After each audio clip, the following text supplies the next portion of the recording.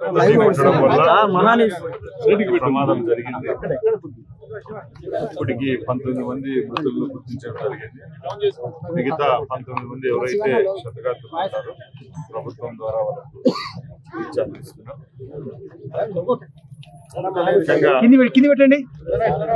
ఈ బస్సులకు సంబంధించి పర్మిట్ తో అంటే ఆల్ ఇండియా పర్మిట్ అయితే అక్కడ రిజిస్టర్ కావాలి బస్సు. ఇప్పుడు వరకు మా అధికారులు ఇచ్చిన సమాచారం ప్రకారం బస్సుకు సంబంధించి అన్ని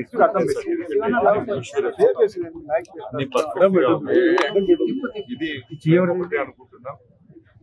ఇది ప్రమాదవశాత్తు జరిగిన సంఘటన. ముఖ్యంగా ఏదైతే స్కూటర్ ను ఢీకొట్టడం వల్ల ఆ స్కూటర్ కూడా బస్ కింద వెళ్ళిపోవడం, సుమారు 300 మీటర్లు లాక్కొని రావడం వల్ల అగ్ని ప్రమాదం జరిగింది.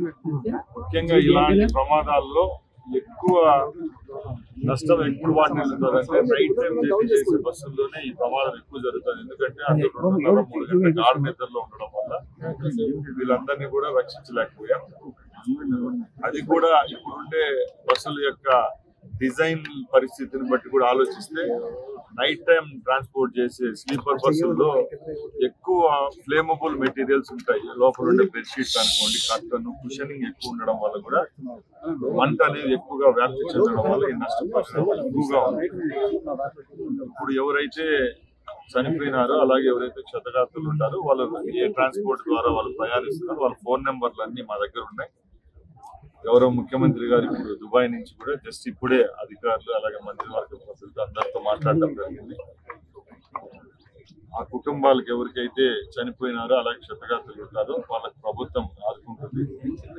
ముఖ్యంగా ఈ బస్సులో ప్రయాణించిన ప్రయాణికులు ఏ రాష్ట్రానికి చెందిన వారు అనేది ఇప్పుడు మేము మా ముందున్న మెయిన్ టాస్క్ ఒకటి. అది కూడా ఒక 2-3 అవర్స్ లో వాళ్ళ ఫోన్ నెంబర్స్ ట్రేస్ చేసి, ముఖ్యంగా ఈ సౌత్ ఇండియా పర్మిట్ లో ఉంది కాబట్టి తెలంగాణ, ఆంధ్ర అలాగే ఉమ్మడిగా కర్ణాటకకు సంబంధించిన ప్రయాణికులు ఉండొచ్చు కాబట్టి ఆ ట్రాన్స్పోర్ట్ మినిస్టర్లు కూడా మాతో టచ్ లో ఉండాలి.